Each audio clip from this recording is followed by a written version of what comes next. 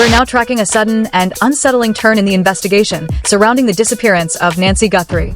New developments have surfaced, and a seemingly quiet moment online has ignited intense debate across the true crime world. It all began with a brief post, easy to miss at first glance, but coming from someone whose background made it impossible to ignore. A former FBI agent stepped in, and with just a few carefully chosen words, she shifted the entire conversation. Her name is Jennifer Coffendafer. Known for her years inside federal investigations, she doesn't speak lightly, and this time was no different. She didn't release a full breakdown or point fingers. Instead, she asked one pointed question. Why, she wondered, was the sheriff's office turning away highly trained civilian search teams who had offered to assist in the effort to find Guthrie? These weren't random volunteers showing up with flashlights. These were elite, organized units, teams equipped with advanced drone technology, certified K-9 handlers, and specialists who have worked some of the most difficult missing person cases across the country. The kind of people law enforcement often welcomes when time is critical. That single question sent a ripple through the online community. Then came the shift, subtle but powerful. Coffendafer introduced a possibility that immediately changed how many began interpreting the silence. In some investigations, she implied, authorities start closing the circle when they believe they're getting close. To the average observer, rejecting help might seem procedural. But to those who understand investigative patterns, actions like this can quietly signal something far more serious unfolding behind the scenes. And the teams being turned away were anything but insignificant. One of them, United Cajun Navy, has built a national reputation for stepping into crisis zones and delivering results when others can't. The other, Texas Search, is widely respected for navigating brutal terrain and recovering missing persons under conditions most wouldn't dare enter.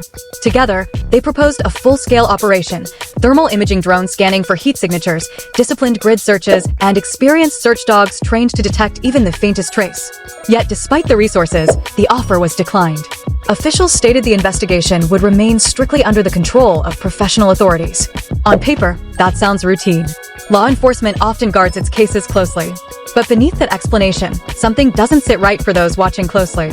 Because when search efforts begin to shrink instead of expand, when outside help is quietly pushed away, it can signal a shift in focus. A transition from searching for someone to building a case against someone. That theory only intensified after remarks from Sheriff Chris Nanos, the man leading the investigation. In a public appearance, he revealed that investigators were getting closer to identifying whoever is responsible. To a casual audience, it sounded like a standard reassurance, the kind officials give to show progress is being made. But to those who've worked cases like this before, that kind of wording can carry a far heavier meaning beneath the surface. Because in real investigations, language is rarely accidental. Once detectives move beyond the chaos of thousands of incoming tips, everything begins to tighten. The wide net is pulled in. What was once a flood of possibilities starts narrowing into a small, controlled list of names, movements, and timelines. And when that shift happens, the investigation itself begins to change in ways the public can feel, even if they don't fully understand it. Search parties become less visible, updates grow shorter, more controlled. And behind closed doors, a much smaller circle of investigators begins working with precision, focusing on fragments of evidence that could make or break the case. Those closely analyzing the Guthrie investigation believe that moment may have already arrived. In the earliest days after Nancy Guthrie disappeared, the response was overwhelming. The area was saturated with activity, law enforcement, volunteers, organized teams, all moving at once. Helicopters scanned from above, while search crews combed through neighborhoods, fields, and every stretch of land that might hold answers. But then, slowly, almost quietly, that intensity began to fade. The large-scale searches started pulling back. The noise of constant movement gave way to something quieter, more calculated. Now, instead of crowds, it's a tighter unit, a select group of detectives and analysts working behind the scenes, chasing specific pieces of evidence that haven't been made public. And what they may be working with is far more powerful than anything seen on the surface. One of the most critical tools in modern investigations is digital tracking, and in a case like this, it can become a silent witness. Every phone that was active in the area during the key window of time leaves behind a trace. Investigators can reconstruct that invisible map, identifying which devices were present, how long they stayed, and how often they returned.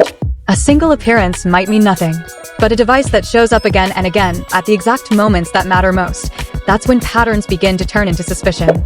Those digital footprints can quietly reveal who was there, before anything happened, during the critical window, and even after everything changed. In today's investigations, that kind of data can become the thread that unravels the entire mystery. And then there's another detail, one that, at first glance, seems almost insignificant. A backpack. Captured in surveillance tied to the case, investigators believe it's an Ozark Trail hiking pack, a common item, widely sold through Walmart stores. Easy to overlook, easy to dismiss. But details like that can open doors. If that backpack was purchased with a card, there could be a transaction, a name, a timestamp, a location. Even if it was bought with cash, in investigations like this, it's often the smallest, most ordinary details that end up carrying the most weight, especially when they begin to connect with something bigger. What looks insignificant on its own can become powerful when layered with other evidence. And in this case, investigators aren't just focused on objects, they're studying the person behind them. Even with efforts to stay hidden, the individual captured in available images may have revealed more than intended. Detectives have reportedly zeroed in on subtle physical traits, the kind most people would never think to disguise. Through the mask, the outline of the eyebrows was still visible. Beneath the edge of the face covering, what appears to be a dark mustache could be seen. Small details, easy to overlook, but potentially critical. Then there was something even more unusual. A ring. Worn on the pinky finger, an uncommon choice that immediately caught investigators' attention. Sheriff Nanos later confirmed that this detail stood out to detectives reviewing the footage. And according to those with experience in cases like this, it's often these personal markers that speak the loudest. Because while a face can be hidden, habits are harder to erase. A ring like that might mean nothing to the public. But to someone who knows the person, a coworker, a relative, a friend, it could be instantly recognizable. The way someone dresses, the accessories they never take off, the patterns they don't even realize they have, those are the details that slip through. And those are the details that get people caught. At the same time, another force may be building quietly in the background, one that has nothing to do with technology or surveillance. Money.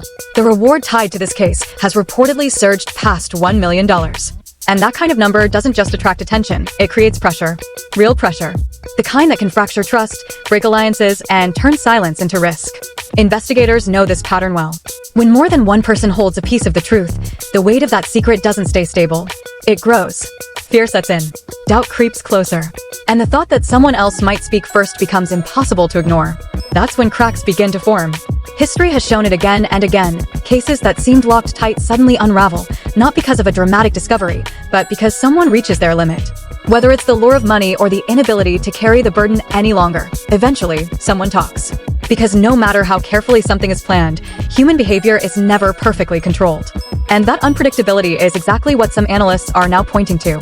There are growing comparisons between this investigation and another case that once appeared just as quiet, just as uncertain, until everything changed. The case that led to the arrest of Brian Berger in the University of Idaho murders followed a similar pattern. In the weeks after the crime, there was silence, very little information, very few answers. Many began to assume nothing was happening. But behind that silence, something else was unfolding. Investigators were building, piece by piece. DNA evidence, phone data, surveillance footage, all being examined, cross-checked, and quietly assembled. What looked like inactivity to the public was, in reality, a carefully controlled process.